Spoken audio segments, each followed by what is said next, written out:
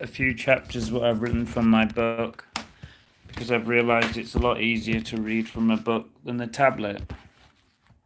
So now I have to keep my head there. It looks a bit funny. This is my next children's young person's book called David Dodds 2. David was so happy that he had found and made friends with Yellow, the watering can. He had no idea how or why it had happened, but he decided not to worry about it. He certainly didn't expect it to happen again. David didn't believe in magic and he thought it was just a one-off. He left Yellow sleeping and he decided to walk. I have to keep my head there. I can't let you see what I'm doing. 1 minute, I'll put the light on. Look at my lovely flat. Lovely flat, lovely flat, lovely flat. Lovely flat.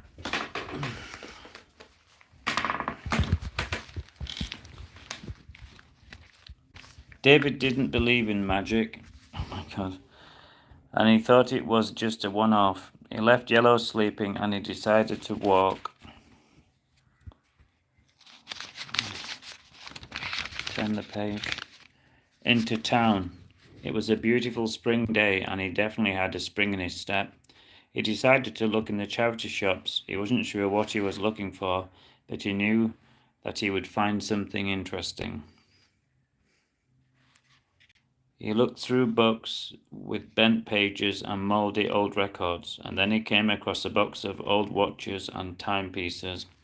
One particular watch caught his eye. It had a bright yellow strap and bright red handles, with a gold-coloured button on the top. The watch was so striking that it was impossible to ignore, thought David, and so he began to turn the button. "Ooh, don't do that," said a strange voice. David looked round, but there was no one there. All of the customers were busy trying on hats or browsing for books.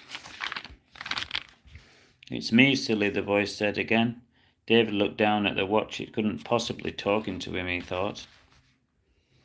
The watch lit up with a yellow glow, and then it spoke again in a squeaky voice. "Yes, it's me," it said. "I am a watch, and I can speak." "Please wind me up," said the flashing watch. "But this time the other way," said the poor watch, annoyed. David had no choice but to do as he was told, even by his sunny-looking watch. "Ooh, that's lovely, David," the watch. "Ooh, that's lovely," said the watch in a whisper. "Please keep going." And David did.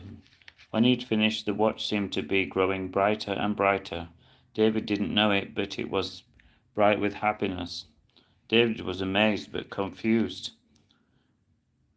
and so he decided to speak to the watch quietly, just in case anyone else was listening. "Hello, viewer. I'm trying to read my best. This has happened to me before," he said to the glowing watch. "I thought I had banged my head on or had experienced a miracle, but now it is happening again. How can that be?" He said to the golden watch in puzzlement. The watch flashed before him, observed. "Thank you. It's because you are very kind," the watch said. "But how do you know?" said David. "It's because you glow just like me," said the watch. "Kind people have a special glow about them, which only we can see," said the watch. David thought about this for a moment, and it definitely seemed possible, as he knew that he was kind, but he still couldn't believe that he was in conversation with a watch, but he knew that he would have to get used to it. A few old ladies were looking at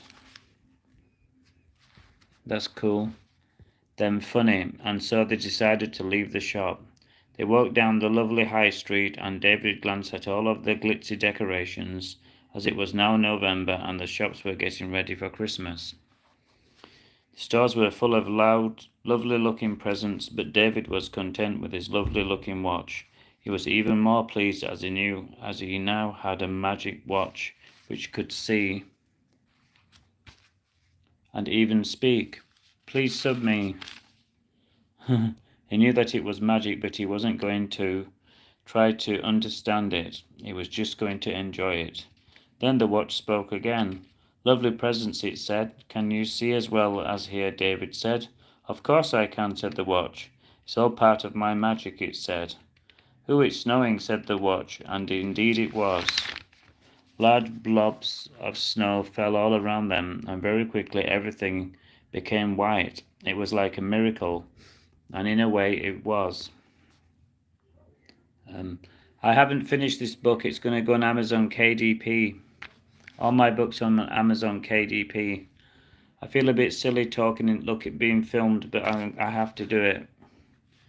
They could see an old lady struggling with her shopping bags. It was hard for David to see the type, as they were already covered in snow.